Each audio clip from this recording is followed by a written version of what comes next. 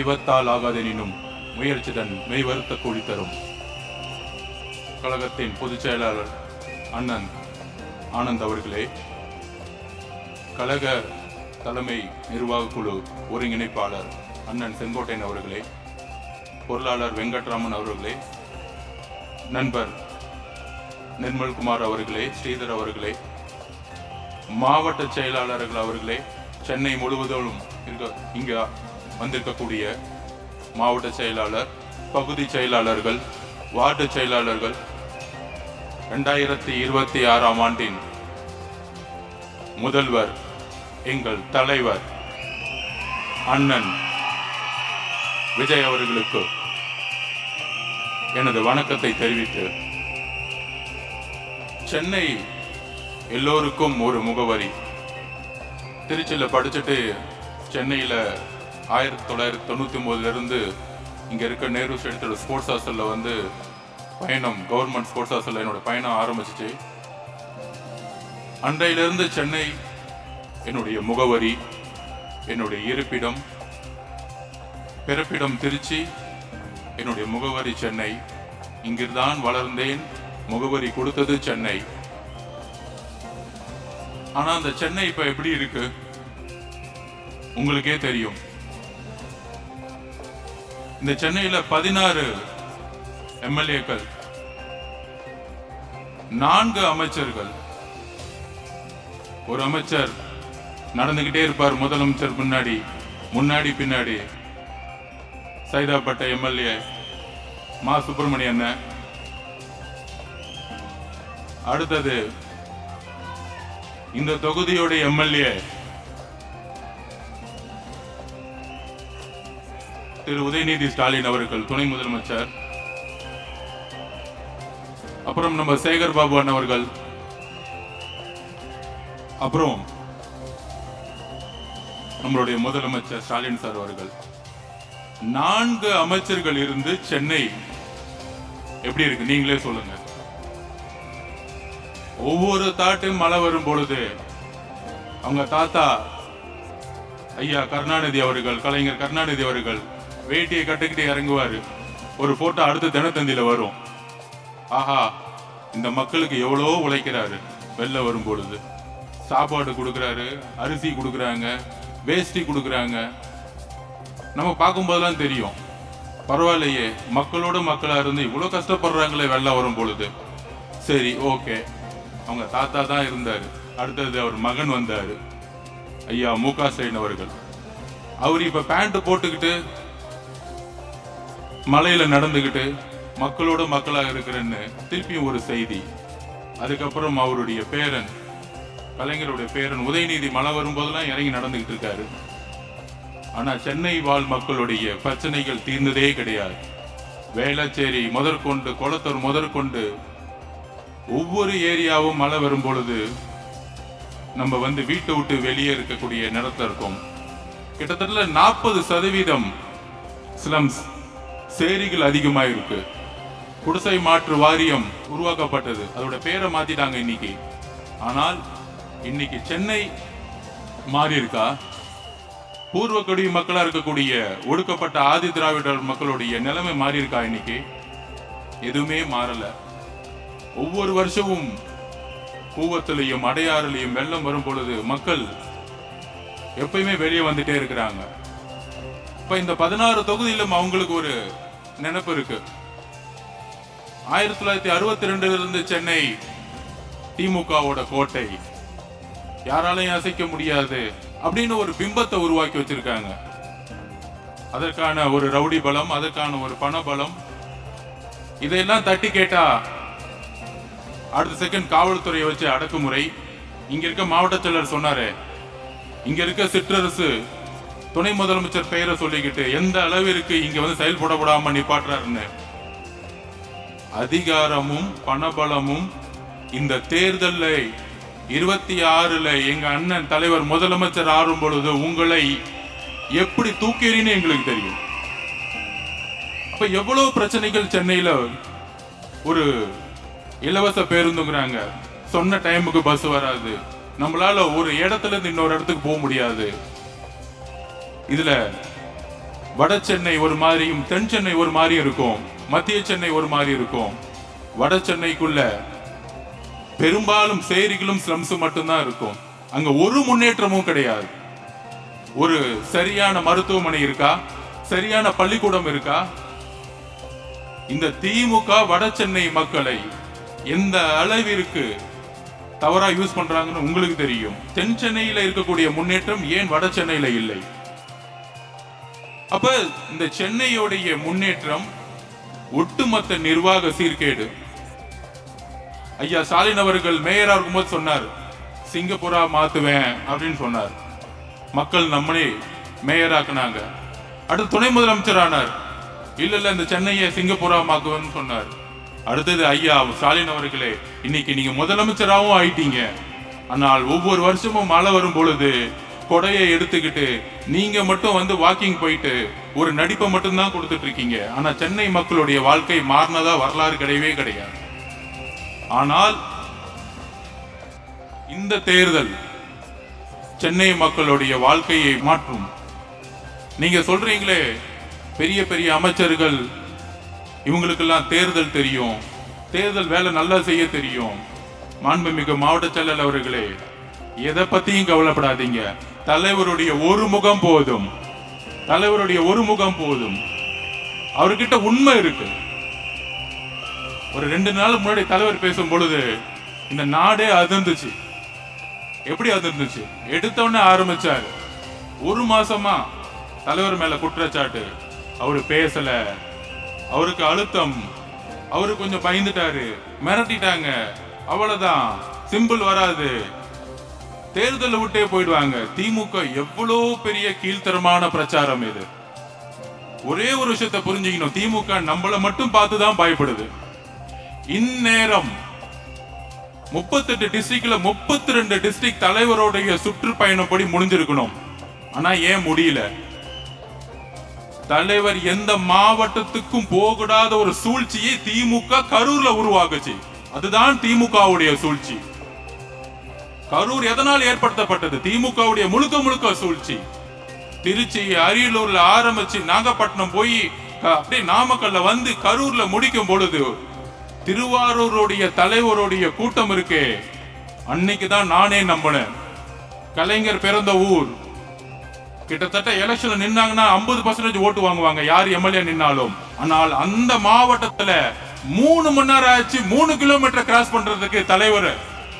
அதுதான் திருவாரூர் மக்களுடைய அரவணைப்பு. அப்படி ஒவ்வொரு மாவட்டமும் தலைவர் விஜய் அவர்களை அரவணைச்சு. அப்ப இந்த பிரச்சாரம் தொடர்ந்தா என்ன ஆகும்? 32 மாவட்டத்தை நேரம் முடிச்சிருந்தா என்ன ஆகும்? போடு, பிரச்சனையை உருவாக்கு. அதை யாரு ஏற்படுத்தணும்? செந்தில் பாலாஜியை கூப்பிடு, ரவுடியை கூப்பிடு, உருவாக்கு. 3 பேர் சேர்ந்த கூட்டணி. நைட்டே தெரிஞ்சிச்சு பாருங்க. செந்தில் பாலாஜி வேலையை செஞ்ச உடனே மகேஷ் பொய்யாமொழி ஓடி வந்தாரு. மகேஷ் பொய்யாமொழி ஓடி வந்த உடனே காலையில உதயநிதி வந்துட்டாரு. ஏன்? இதுதான் நம்ம பிரச்சாரத்தை முடக்கக்கூடிய மிகப்பெரிய ஆயுதமா அவங்க கையில் எடுத்தாங்க. அந்த பிரச்சாரம் இன்னும் 32 மாவட்டம் நடந்திருந்தா எவ்வளவு பெரிய எழுச்சிகள். ஆனால் அவங்க பண்ணது பெரிய தப்பு என்ன தெரியுமா? தலைவரை டச் பண்ணிட்டாங்க.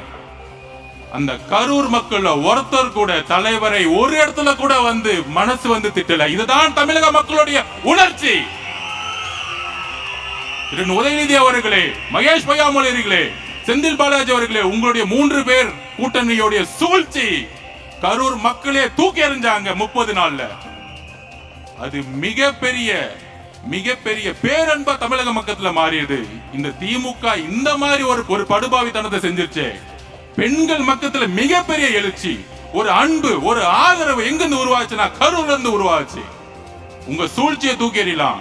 ஐயோ அவங்க சூழ்ச்சி பண்ணிருப்பாங்களா அப்படின்னு சில பேர் கேட்பாட்டாங்க. இந்த கரூர் முடிஞ்ச உடனே எஸ்ஓபின்னு ஒண்ணு போட்டிருப்பாங்க, ஒரு சட்டம் போட்டிருப்பாங்க. அந்த சட்டம் பிரிட்டிஷ் கவர்மெண்ட்ல கூட கிடையாது. இந்த சட்டம் என்னத்துமா சொல்லுது? நிகழ்ச்சி ஏற்பாட்டர்கள் பர்மிஷன் வாங்கணும்னா 30 நாளுக்கு முன்னாடி காவல்துறையிட பர்மிஷன் வாங்கணுமா? அதுக்கப்புறம் சட்டம் என்னத்துமா சொல்லுது? நிகழ்ச்சி ஏற்பாட்டர்கள் தான் மக்களுடைய பாதுகாப்புக்கு பொறுப்பான். நீங்க கூட்டிட்டு வர கூட்டம், நேத்து பெண்கள் பாதுகாப்பு மாநாடு ஒன்று நடத்துனீங்களே, நீங்க கூட்டிட்டு வர கூட்டம் லாரியிலையும் வடமாநில தொழிலாளர்களையும் கவர்மெண்ட் பஸ்லயும் கூட்டிட்டு வந்தீங்க. எங்களோட கூட்டம் 10,000 பேர்னா 1,00,000 பேர் வராங்க. அப்ப மக்கள் பாதுகாப்புக்கு யாரு பொறுப்பு? ஒவ்வொரு மாவட்டத்திலையும் பெட்டாலியன்ஸ் இருக்கு, லா அண்ட் ஆர்டர் போலீஸ் இருக்கு. எதுக்கு? மக்கள் பாதுகாப்புக்கு தான் தமிழக அரசு, தமிழக போலீஸ். வேற எதுக்கு? இப்ப லேட்டஸ்டா எஸ்சிபி என்கொயரியில எஸ்பி சொல்றாரு 7:45 மணி வரைக்கும் அவருக்கே தகவல் வரலையா. ஆனா முதலமைச்சர் என்ன சொல்றாங்க, நம்ம தான் வந்து தப்பு பண்ணிட்டோமா. ஒரு எஸ்பிக்கே தகவல் வரும் பொழுது டிவிக்கே எப்படி தகவல் வரும்? இது கூட உங்களுக்கு தெரியல. அப்ப தலைவருடைய பிரச்சாரத்தை முடக்கிறதுக்கு தான் இந்த கருரை உருவாக்குனது. அதுல மிகப்பெரிய பிரச்சனை என்ன ஆச்சுன்னா, திமுகக்கு தமிழக பெண்களுக்கு தெரியும் இந்த படுபாவிங்க இந்த பழிய செஞ்சுட்டாங்களே இவங்களோட அரசியலுக்காக. அங்கிருந்து எந்திரிச்சு வந்தார், அங்கிருந்து எந்திரிச்சு வந்தார். ஈரோடு இதோ வரப்போறாரு, அடுத்த வாரத்துல இருந்து வரப்போறாரு. இப்ப தெரியும் உங்களுக்கு. நிப்பாட்ட முடியாது, உங்க சூழ்ச்சி நிப்பாட்ட முடியாது, உங்க எஸ்ஓபி நிப்பாட்ட முடியாது. இமீடியட்டா நாங்க உயர் நீதிமன்றத்துக்கு போறோம். இந்த ஜனநாயக படுகொலைக்கான எஸ்ஓபி கேட்டு நாங்க போறோம். அப்ப தலைவரை நிப்பாட்டணும், தலைவரை முடக்கணும். இவங்க எப்படி அரசியல் பண்ணுவாங்கன்னா, ஐயா உதயநிதி அவர்கள் ரெட் ஜெயின் மூவி வச்சு ஒரு மூவி எடுப்பாரு. இந்தி டெல்லி தான் தமிழ்நாடா அப்படின்னு கேட்பாங்க, இந்தி எதிர்ப்பு அப்படின்னு சொல்லுவாங்க. ஆனா அதே படக்குழுவை பொங்கல் விழாவுக்கு அப்படியே அனுப்பிச்சு விடுவாங்க பேக் பண்ணி. எங்க பொங்கல் விழால இந்தியில கொண்டாடிட்டு இருப்பாங்க. அங்க போய் படக்குழு, அந்த படக்குழு உதயநிதி அவர்கள் தெரியாம போகுமா? ரெட் ஜெயின் நிறுவனத்தோட தெரியாம போகுமா? அப்ப எந்த விதத்துல சிறுபான்மை மக்களுக்கு இவங்க எந்த அளவுக்கு போய் சொல்றாங்க? இவங்க படம் மட்டும் ரிலீஸ் ஆயிடுமா, ஆனா இவங்க பிஜேபி ஏத்து நிப்பாங்களாம். நாங்க கோர்ட்ல முட்டி மோதிட்டு இருக்கணுமா, ஆனா நம்ம பி டீமா. இந்த அரசியல் புரிஞ்சுக்கிட்டீங்களா? நீங்க புரிஞ்சுக்கணும், பகுதி செயலாளர்கள் புரிஞ்சுக்கணும், பெண்கள் புரிஞ்சுக்கணும். நீ பிஜேபியோட எதிரி இருந்தா பிஜேபி மூவியை நிப்பாட்டி இருப்பாங்க. நீ தான் பின்னாடி வழியா ஒளிஞ்சுக்கிட்டு இருக்கிய உட்கார்ந்துகிட்டு. இந்த நடிப்பு தெரியாதா? இஸ்லாமிய தோழர்களே, கிறிஸ்துவ தோழர்களே, ஒடுக்கப்பட்ட மக்களே, புரிந்து கொள்ளுங்கள் திமுகவுடைய சூழ்ச்சி வரலாறு. பெண்களுக்கு 1000 ரூபாய் கொடுக்கிறோம், இலவசம் கொடுக்கிறோம். ஒரு கோட்டர் இப்பதான் கேட்டேன், எவ்வளவு விலைன்னு கேட்டேன். அதுல 4 மாவட்ட செயலருக்கு எவ்வளவுன்னு தெரியல. நான் கேட்டவொன்னு இப்பதான் நம்ம பசங்க கேட்டு வந்தேன். வந்தவொடனே சொன்னாங்க, அண்ணே ஒரு கோட்டர் 160 ரூபாண்ணே அப்படின்னு. யோசிச்சு பாருங்க, சென்னை முழுதும் கஞ்சாவுடைய சேல்ஸ் தெருவுக்கு இருக்கு.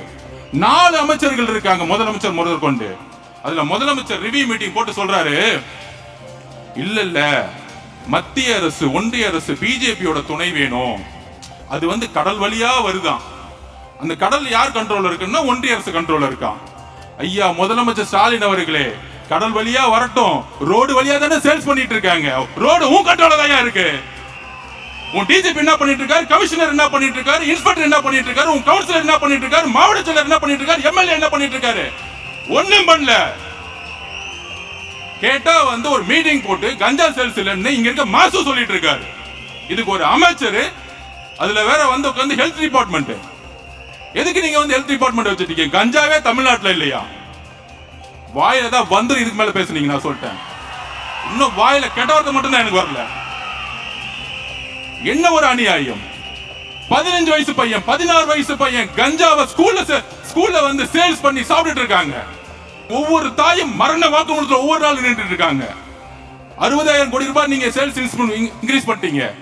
160 ரூபாய் 30 நாள் குடிச்சா 4,500, 4,800, 5,000 ரூபாய் புடுங்கிட்டு இருக்கீங்க. டாஸ்மாக் மூலியமா 1000 ரூபாய் கொடுத்துட்டு 5,000 ரூபாய் புடுங்கிறத தமிழக பெண்களுடைய பாதுகாப்பா? நான் கேட்கிறேன். முதலமைச்சர் அவர்களே, ஒரு கோட்டை 160 ரூபாய்க்கு வித்து 30 நாள் குடிச்சு 5,000 ரூபாய் புடுங்கிட்டு இருக்கீங்களே, இதுதான் தாய்மானவர்களுக்கான பெண்களுக்கான பாதுகாப்பா? ஒவ்வொரு ஆணும் குடிச்சிட்டு ஒவ்வொரு நாளும் டொமஸ்டிக் வயலன்ஸ், வீட்டுல பெண்ணை போட்டு அடிக்கிறாங்க. ஒவ்வொரு நாளும் செக்சுவல் ஹராஸ்மெண்ட் நடந்துட்டு இருக்கு. அப்ப இந்த குடியோட பிரச்சனை என்னன்னு விவாதிச்சிருக்கீங்களா? உங்க அமைச்சரவை போட்டு விவாதிச்சிருக்கீங்களா? என்னைக்கு விவாதிச்சிருக்கீங்க? நிர்வாக மாற்றம் ஏன் வேணும் தெரியுமா? இதுக்குதான் வேணும். 60,000 கோடி டாஸ்மாக் சேல்ஸ் கம்மி பண்ணணும், கஞ்சாவை தூக்கி எறியணும். எங்க தலைவர் இதை செய்வார். இதுவரைக்கும் காவல்துறை, திமுக காவல்துறையா இருக்கு, அதிமுக காவல்துறையா இருக்கு. முதல் முறையா எங்கள் தலைவர் முதலமைச்சராக இருக்கும் பொழுது தமிழக மக்களுடைய காவல்துறையா மாற்றுவார். எழுதி வச்சுக்கோங்க. எழுதி வைத்துக் கொள்ளுங்கள். காவல்துறை நேர்மையான காவல்துறையாக மாறும். அந்த காவல்துறை கஞ்சாவை ஒழிக்கும். அந்த காவல்துறை டாஸ்மார்க்கை ஒழிக்கும். எல்லா மக்களுக்கும், முக்கியமாக பெண்களுக்கான பாதுகாப்பை கொடுக்கும். ஒரு நாளைக்கு கோட்டரை சேல்ஸ் பண்ணிட்டு முதலமைச்சர்களை தவற நினைக்காதீங்க. இன்றையிலிருந்து நீங்கள் கோட்டர் முதலமைச்சர் தான் உங்களை கூப்பிடணும். உங்க பேரு கோட்டர் முதலமைச்சர். 60,000 கோடி ரூபாய் வித்த முதலமைச்சர். ஆனால் பெண்கள் பாதுகாப்புன்னு மாநாடு நடத்துறீங்க. அக்கா கனிமொழி அக்கா அவர்களே, 21 டாஸ்மார்க்கோட சேல்ஸ் இருந்துச்சு 30,000 கோடி. உங்க அண்ணன் முதலமைச்சரா இருக்கும் பொழுது இன்னைக்கு என்ன சேல்ஸ் என்ன? 55,000 கோடி நோக்கி போயிட்டு இருக்கு. இதுதான் பெண்கள் பாதுகாப்பா? இதுக்கு ஒரு மாநாடா? திருவண்ணாமலையில ஒரு மாநாடு, தஞ்சாவூர்ல ஒரு மாநாடு, இன்னும் 10 மாநாடு நடத்துங்க. காசு கொடுத்து கூட்டிட்டு வாங்க, பெண்கள் வருவாங்க. ஆனால் நீங்க கூட்டிட்டு வந்த பெண்களே உங்களுக்கு எதிராக ஓட்டு போடுவாங்க. அது ஞாபகம் வச்சுக்கோங்க. நீங்க 1000 ரூபாய் கொடுங்க, இல்ல அடுத்த மாசம் கரெக்டா நோட்டிபிகேஷன் முன்னாடி இல்ல நாங்க 2000 ரூபாய் மாத்த போறோம்னு சொல்லுவாங்க. எவ்வளவு வேணா மாத்தட்டும், நம்ம அண்ணன் வந்து அதுக்கு மேலுமே கொடுப்பாரு உங்களுக்கு. அதை பத்தி பிரச்சனையே கிடையாது. அதுக்கப்புறம் என்ன பண்ணுவாங்க? இங்க இருக்க அமைச்சர்கள் சேகர் பாபு, அங்க இருக்க செந்தில் பாலாஜி, அங்க இருக்க கே சாரு, இவங்க எல்லாம் பெரிய தேர்தல் விற்பனர்கள். என்ன விற்பனர்கள்? மொத்தமா நம்ம காசே கொள்ளையடிச்சாங்களாம். அந்த கொள்ளையடிச்ச காசை பூத்துல உள்ள ஒவ்வொருத்தர் கரெக்டா 2000 ரூபாய் கொடுப்பாங்களாம். அப்பா, எவ்வளவு பெரிய தேர்தல்ல மிகப்பெரிய அறிவாளிகள் இவங்க எல்லாம். இவங்கள ஒரு ப்ரொஜெக்ஷன் பண்றாங்க டிவி கேல மாவட்ட செயலர் பேர் சொல்லுங்க. அங்க நேரு இருக்காரு, இங்க வேலு இருக்காரு. எல்லாம் திருட்டு பசங்கடா நீங்க. எல்லாம் திருட்டு பசங்க நீங்க. வேலு எல்லாம் திருட்டு பசங்க நீங்க. மாவட்ட செயலர் ஒரு குறை சொல்லு பாப்போம். ஒரே ஒரு குறை. 28 வருஷமா நலத்திட்ட உதவிகள் மட்டுமே பண்ணவர் மாவட்ட செயலாளர். நீங்க சொல்லலாம் அடுக்குமொழியில் அவருக்கு பேச தெரியாது. நீங்க சொல்லலாம் அவங்க ஆட்டோல வரலாம். ஆனால் ஒரு எளிய மக்களை மாவட்ட செயலாளர் ஒரே கட்சி தலைவர், எங்கள் கட்சி தலைவர் விஜய் அவர்கள். இந்த அடுக்குமொழியில பேசுறது, இந்த தமிழ்ல எதிரி மொழியில பேசுறதெல்லாம் பழைய காலங்க. உண்மையே பேசணும், மனசுல இருந்து உண்மையை பேசுறதுதான் பேச்சு. உன் பேச்செல்லாம் போயிருச்சு, பழைய காலம் அது. நீ என்ன வேணா உருட்டு. கேட்டா கொள்கை தெரியும், கொள்கை தெரியும். நான் நேத்து கூட பேசினேன். என்னப்பா கொள்கை தெரியும்? கொஞ்சம் செந்தில் பாலாஜியை கூப்பிட்டு பெரியாரை பத்தி ஒரு 2 நிமிஷம் பேச சொல்லு. நான் அரசியல் விட்டே போயிடுறேன். நான் ஓப்பனா சொல்ல 2 நிமிஷம் பேச சொல்லு. பேசினா பேசுவாரு. அந்த பூத்துல மொத்தம் 350 குடும்பம். அந்த பூத்துல 2000 ரூபாய் கொடுத்தா எவ்வளவு காசு வேணும்? அதுக்கு டாஸ்மார்க்ல 10,000 ரூபாய், 10 ரூபாய் கொடுங்க. அதுல இருந்து நான் எடுத்துக்குவேன். அதுல உங்களுக்கு ஃபேமிலி கட்டிங் மினிஸ்டர் தான் உங்ககிட்ட இருக்கிறாங்க. செட்டிங் மினிஸ்டர் தான் உங்ககிட்ட இருக்கிறாங்க. கட்டிங் மினிஸ்டர், செட்டிங் மினிஸ்டர்ஸ் உங்ககிட்ட இருக்கிறாங்க. மாவட்ட செயலாளர் எப்படி இருக்கிறாங்க? எல்லாம் கூட்டு கலவானீங்க. ஆனால் எங்களுடைய மாவட்ட செயலர் நலத்திட்ட உதவிகளை மட்டுமே செஞ்சு வந்தவங்க. நீ எதுல வேணா போ, ரோட்ல நடந்தே பிரச்சாரம் பண்ணி அவங்க ஜெயிப்பாங்க. நீ எதுல வேணா போ, ஓட்டுக்கு 2000 ரூபாய் கொடு, 3000 ரூபாய் கொடு, மக்கள் வாங்குவாங்க. தமிழக மக்களை, பெண்களை ஒன்னே ஒண்ணுதான் சொல்றேன். 2000 ரூபாய் கொடுப்பாங்க, 3000 ரூபாய் கொடுப்பாங்க. அடுத்த 15-20 வருஷத்துடைய வாழ்க்கையுடைய தலையத்தை நிர்ணயிக்கக்கூடிய தேர்தல் இது. இன்னொரு முறை திமுக வந்தால் பெண்கள் ரோட்ல நடமாட முடியாது. உண்மையா சொல்றேன், பெண்கள் ரோட்ல நடமாட முடியாது. அந்த அளவுக்கு கஞ்சா சேல்ஸ் இருக்கும். நீங்க நினைக்கிறீங்களா? நீங்க நினைக்கிறீங்களா கஞ்சா சேல்ஸ் திமுக எம்எல்ஏ தெரியாம நடக்கும் நினைக்கிறீங்களா? நீங்க ஒரு சின்ன வீடு கட்டுங்க, ஒரு செங்கல் இருக்குங்க, கவுன்சிலர் ஓடி வந்துருவார். அது என்ன எனக்கு தெரியாம எப்படி வீடு கட்டுவீங்க கேக்குறாங்களா இல்லையா? ஒரு சின்ன வீடு. திமுக கவுன்சிலர் பத்தி நான் சொல்றேன், எனக்கு தெரியும் அந்த கட்சியை பத்தி. எம்ஜிஆருக்கு அப்புறம் எனக்கு மட்டும் தான் தெரியும். அது எப்படி வீடு கட்டுறீங்க? அது எப்படி நீங்க பிளாட் கட்டுறீங்க? அது எப்படி ரோடு போடலாம்? கான்ட்ராக்டர் 2% கொடு, ஐயா அமைச்சர் கொடுக்கணும், அமைச்சர் முதலமைச்சர் கொடுக்கணும். இப்படியே போயிட்டு இருக்கு வரிசையா. நீங்க மதுரையில மேயரை அரெஸ்ட் பண்ணாங்க, அவர் ஹஸ்பண்ட. ஏன் தெரியுமா அரெஸ்ட் பண்ணாங்க? நேருக்கே தெரியல. என்னடா நமக்கு தெரியாமல 200 கோடி ரூபாய் அடிச்சிருச்சு, நம்ம கலெக்ஷன் வரலையே, நம்ம கட்டிங் வரலையே, அப்ப தூக்கி அந்தமா போடு. ஏதோ மதுரையில மட்டும்தான் கரப்ஷன் நடந்துட்டு இருக்கான். சென்னையில கரப்ஷனே நடக்கலையா. நம்மளுடைய தூய்மை பணியாளர்கள் கதறாங்க, போராடுறாங்க, தூக்கி எறியறாங்க, நட் ரோட்ல நிக்கிறாங்க. ஆனா எதிர்கட்சி தலைவரா இருக்கும் என்ன சொல்லுவாரு? ஐயோ பாவம், தூய்மை பணியாளர்கள்லாம் என்னுடைய தங்கை, என்னுடைய அக்கா. என்ன நடிவு பாத்தீங்களா? ஆனா அந்த அக்காவை தங்கை தூக்கி போட்டு கூலி படம் பார்த்துட்டு இருப்பாங்க. இதுதான் இவங்களோட எமோஷன். எதிர்கட்சியா இருக்கும் பொழுது நடிப்பு, ஆளுங்கட்சியான ஒரு மிதி, இவ்வளவுதான். அப்ப இந்த சென்னை ஏன் பிடிச்சி வச்சிருக்காங்க தெரியுமா? எப்பயுமே சென்னையில 16 தொகுதி தமிழ்நாடு முழுசு நாங்க ஜெயிச்ச மாதிரி அர்த்தம். எழுதி வைத்துக் கொள்ளுங்கள். 2011 எலெக்ஷன் ரிசல்ட் நான் சொல்றேன். எக்மோர் தொகுதியில பருதி எழுதி உங்களுக்கு தெரியும். அவங்க அப்பாவும் ஒரு பெரிய அரசியல்வாதி. அன்னைக்கு சிஎம்டியை கண்ட்ரோல் பண்ண ஒரு மினிஸ்டர் அவர், உங்களுக்கு தெரியும். 15-20 கோடி ரூபாய் அப்பா செலவு பண்ணார். அதை எதிர்த்து ஜெயிச்சவர் தேசிய முற்போக்கு கழகத்தோட விஜயகாந்த் அண்ணன் கட்சியோடைய ஒரு சைக்கிள், சாதாரண சைக்கிள் ஷாப் வச்சிட்டு இருந்தவர். எப்படி அன்னைக்கு பணம் தூக்கி எறியப்பட்டதோ, அன்னைக்கு 2014 எல்லா ஆட்சியும் இருந்துச்சு. Central government power, state, panchayat எல்லாமே கண்ட்ரோல் இருந்துச்சு. ஆனா 2014 தூக்கி எறிஞ்சாங்க மக்கள். ஏன்னா மக்களுக்கு தெரியும் ஒரு உண்மையான தலைவர் வேணும். அன்னைக்கு தலைவர் டிக்ளேர் பண்ணிட்டார். இல்ல தனியா அது என்ன உடனே 4 நாள் டிபேட், அது எப்படிங்க தனியா போய் ஜெயிப்பாரு? இதே தாண்டா 2014 ஜெயலலிதா பார்த்து சொன்னீங்க. அந்த அம்மா ஜெயிக்கவே ஜெயிக்காதுங்க. அந்த அம்மா என்னங்க 4 பொதுக்கூட்டத்துக்கு வந்து போயிட்டாங்க. ஒரே ஒரு விஷயத்தை பதிவு பண்ணிக்கிறேன். நீங்க 10 பேர் சேர்ந்துக்கலாம், ஆனால் ஒரு தலைமையோடைய முகம் வேண்டும். நீங்க எந்த கூட்டணி வேணா சேர்ந்துக்கலாம். டெல்லியை கூப்பிட்டுக்கோங்க, இங்க கூப்பிட்டுக்கோங்க, அங்க கூப்பிட்டுக்கோங்க, பழைய மினிஸ்டர் கூப்பிட்டுக்கோங்க, முதலமைச்சர் கூப்பிட்டுக்கோங்க, எல்லாத்தையும் கூப்பிட்டுக்கோங்க. ஆனால் ஒரு தலைமை வேண்டும். தலைமை இல்லாத எந்த கூட்டணி மக்கள் ஆதரிச்சத வரலாறே கிடையாது. எம்ஜிஆரை விரும்பினது அவருடைய தலைமைக்கு. தலைவர் சொல்லக்கூடிய 234 கேண்டிடேட்டும் அவருடைய முகம். அவர் முதலமைச்சரா வரணும் தான் ஓட்டு போட போறாங்க. இங்க இவர் வரணும் அவர் வரணும் கிடையாது. தமிழக மக்கள் ரெடி ஆயிட்டாங்க. நீங்கள் உறுதியாக. சென்னையில தான் அதிகமான கஞ்சா சேல்ஸ். ஆனா இங்க இருக்க ஹெல்த் மினிஸ்டர் சொல்லுவாரு ஒண்ணுமே நடக்கல. அப்ப எந்த அளவுக்கு செய்தியை அவங்க மறைக்கிறாங்க. அவங்களுடைய வேலையை என்ன தெரியுங்களா? செய்தித்துறையை வச்சுக்கிட்டு எல்லா செய்தி சேனலும் வாங்கிட்டாங்க, யூடியூப் எல்லாம் வாங்கிட்டாங்க. நீங்க எதை பாக்குறீங்களோ நம்ம நினைச்சுக்கோ, நமக்கே ஒரு பிரச்சனை வந்துடும். ஐயோ இப்படி சொல்றாங்களே அப்படி சொல்றாங்களே. தயவு செஞ்சு எதையும் நம்பாதீங்க. தலைவர் பேசுறது 5 கோடி பேருக்கு ரீச் ஆகுது. நான் அன்னைக்கே சொன்னேன், முதலமைச்சர் மொழிபோர் தியாகிகளை பத்தி பேச போறாரு, யூடியூப் பாருங்கன்னு. நான் பார்த்துட்டு இருக்கேன். நான் சொன்னது 600 பேர், அன்னைக்கு பார்த்துட்டு 320 பேர். அவ்வளவுதான் மக்களுடைய கமிட்மெண்ட். அவ்வளவுதான். ஒரு முதலமைச்சர் பேசுனா கமிட்மெண்ட் இல்ல, யாரும் பார்க்கறது தயாரா கிடையாது. ஆனால் ஒரு பெரிய பிம்பம், இது பெரிய கூட்டணி, இந்த கூட்டணி யாராலும் உடைக்க முடியாது. இல்லை, 3 முறை உங்களுக்கு வாய்ப்பு கொடுத்துட்டாங்க. 3 முறை வரலாற்றில் வாய்ப்பை உருவாக்கிய கட்சிகள் அடுத்த எலெக்ஷன்ல படுதோல்வி அடைஞ்சிருக்காங்க. இது வரலாறு. இந்த வரலாறு புரிஞ்சுக்கும். அதுக்கப்புறம் இன்னொரு வரலாறு சொல்லிடுறேன். எந்த காலத்திலையும் திமுக 2வது முறை ஜெயிச்சதே கிடையாது. ஏதோ ஒரு பிரச்சனை வந்துடும். கலைஞர் ஐயாவுக்கும் சரி, அவர் இருக்கும் போது சரி, ஏதோ ஒரு பிரச்சனை வரும். அப்படி ஸ்டாலின் ஐயா வந்து சந்தோஷமா ஆப்போசிட்ல யாருமே இல்ல.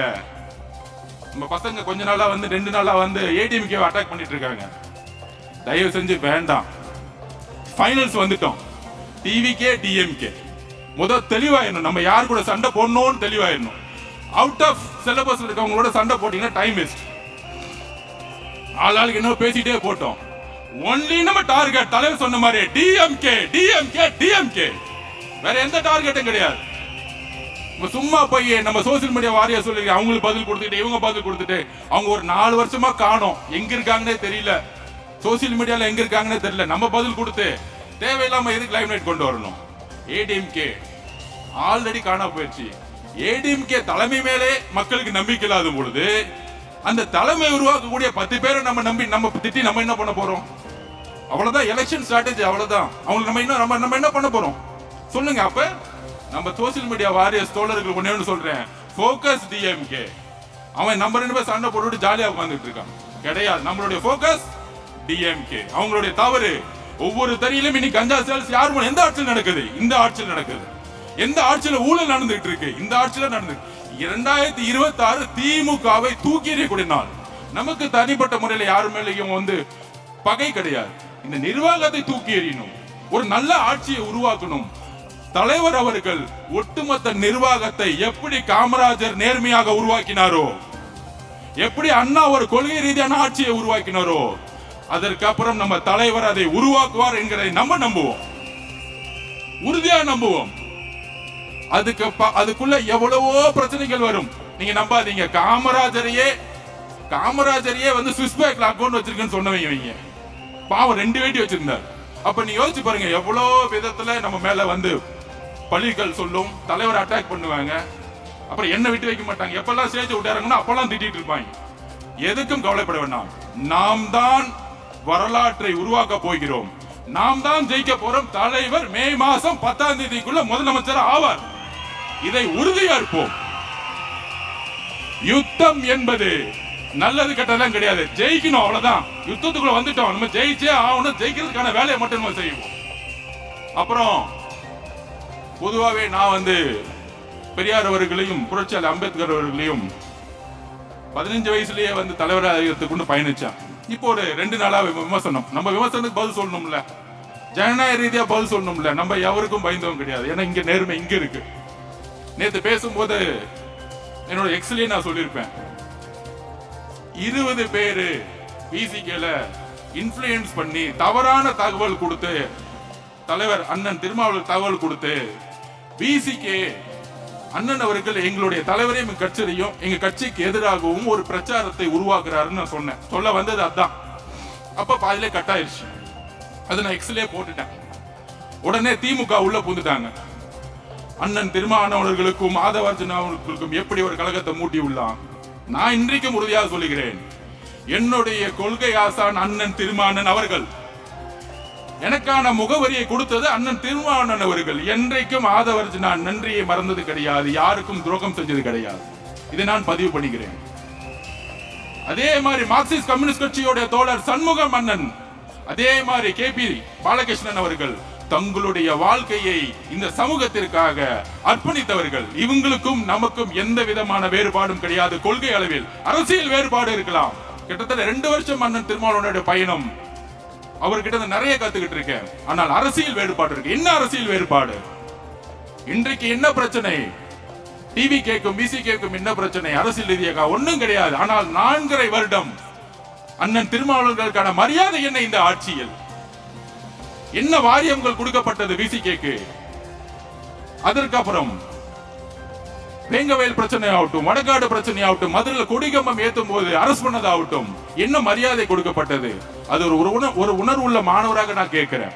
அவ்வளவுதான் வித்தியாசம். சோ அதனால திமுகவுடைய இந்த சூழ்ச்சிகளுக்கு எல்லாம் நாங்க வந்து கரெக்டா விட கொடுத்துட்டு போயிட்டே இருப்போம். அண்ணன் திருமாவளவன் அவர்களுடைய என்னுடைய மனசு அவருக்கு தெரியும், அவருடைய மனசு எனக்கு தெரியும். எங்க 2 பேத்துக்குள்ள எந்த காலத்திலும் பிளவு வருவதற்கு வாய்ப்பு வரதே இல்லை. ஏனென்றால் அவர் எனக்கு ஆசான், நான் அவருக்கு மாணவன். இதை எப்பொழுதும் நான் உணர்ந்து கொண்டிருக்கிறேன். அதை நான் பதிவு செய்ய விரும்புகிறேன். சோ நம்ம யுத்தத்துக்கு ரெடியாவோம். தலைவர் அவர்கள், நான் திருப்பியும் சொல்றேன், எப்படி என்டிஆர் கட்சி ஆரம்பிச்சு இந்த வேட்பாளர் யாரு, அந்த வேட்பாளர் யாரெல்லாம் மக்கள் கேட்கல, ஜெயிக்க வச்சுட்டு போயிட்டே இருந்தாங்க. அதே மாதிரி ஆந்திரால எப்படி என்டிஆர் வரலாற்றை உருவாக்கினாரோ அதுக்கான தேர்தல் தான் இது. நீங்க பயப்பட வேண்டாம், யோசிக்க வேண்டாம். நிறைய பயப்படுத்துவாங்க, அவரு ரவுடிசோ, இவர் பணம் வச்சிருக்காங்க, அந்த பணம் போலும் ஒண்ணுமே கிடையாது. மக்கள் முடிவு பண்ணா தூக்கி போட்டு போயிட்டே இருப்பாங்க.